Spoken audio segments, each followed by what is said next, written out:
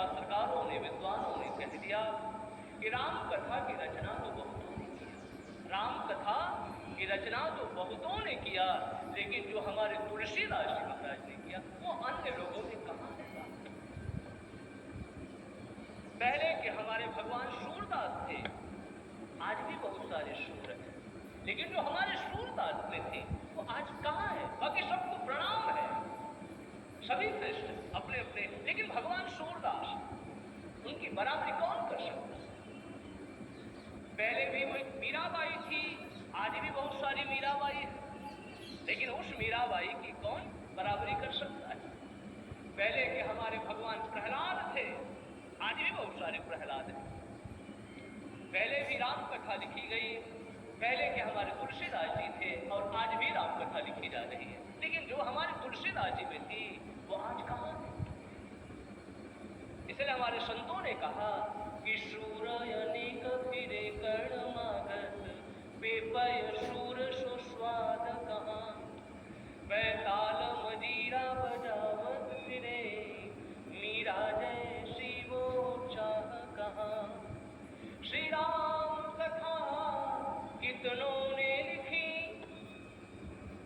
श्री राम कथा कितनों ने लिखी, लेकिन तुलसी जैसी मर्यादा कहाँ। श्री राम कथा कितनों ने लिखी, तुलसी जैसी मर्यादा कहाँ।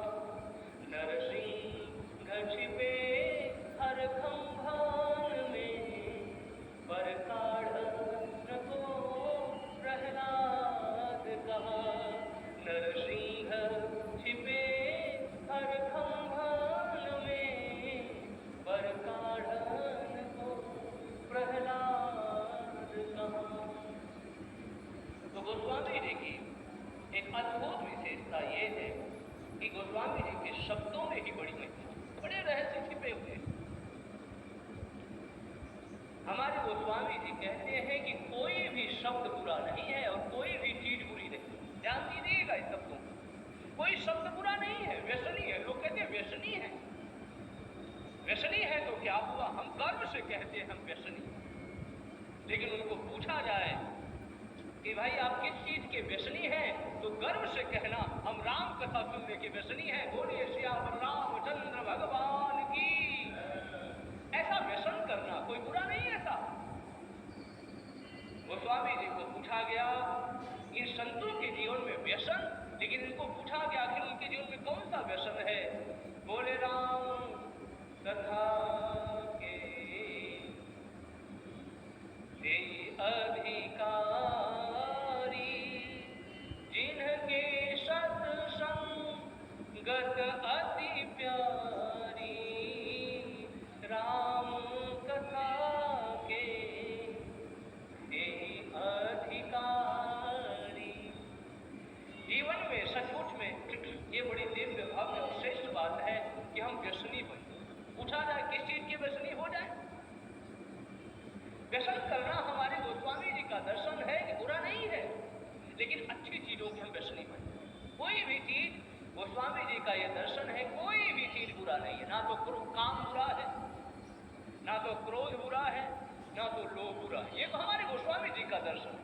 थोड़ा हम संतों को देखें ना, थोड़ा संतों को, इसीलिए गोस्वामी जी कहते हैं प्रथम भगति संतन कर संगा।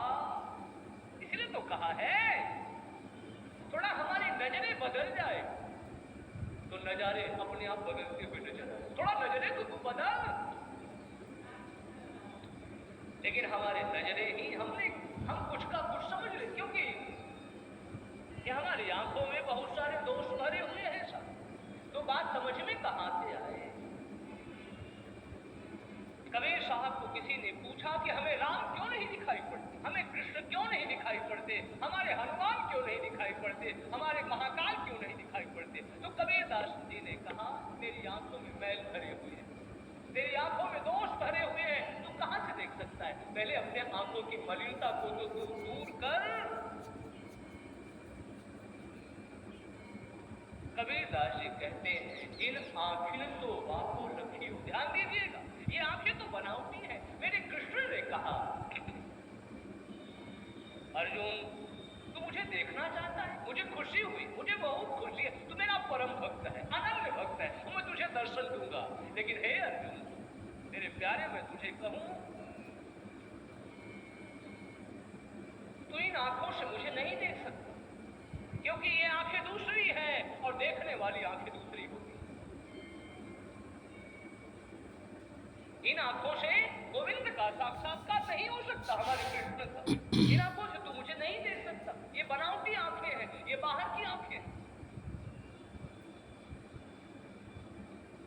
इसलिए भगवान कृष्ण कहते हैं, दिव्यम ददामि ते चक्षु पश्च मे योग महेश्वर। दिव्यम ददामि, मैं तुझे दिव्य चक्षुओं को दे रहा हूं। हमारी आंखों में जब तक मलिनता भरी होगी, दोष भरे होंगे, तब तक हमें कृष्ण, राम, हनुमान, हम ये कहते रहे, हमें दिखाई नहीं पड़ता, आज दिखाई पड़ेंगे। कभी हमने और आपने विचार किया, इन आंखों में इतनी मलिनता भरी है, इतने दोष भरे हैं, आपने उसको साफ किया?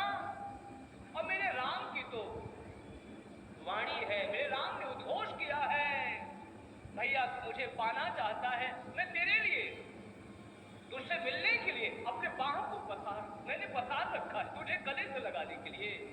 लेकिन मेरे पास आने के लिए एक शर्त, एक छोटा सा शर्त मैं कर रहा हूं। एक छोटी सी बात में, मेरे पास जो आता है, मेरे दरबार में जो प्रवेश करता है, उसके लिए मैंने एक छोटी सी बात रख रखी है। कौन सी बात है?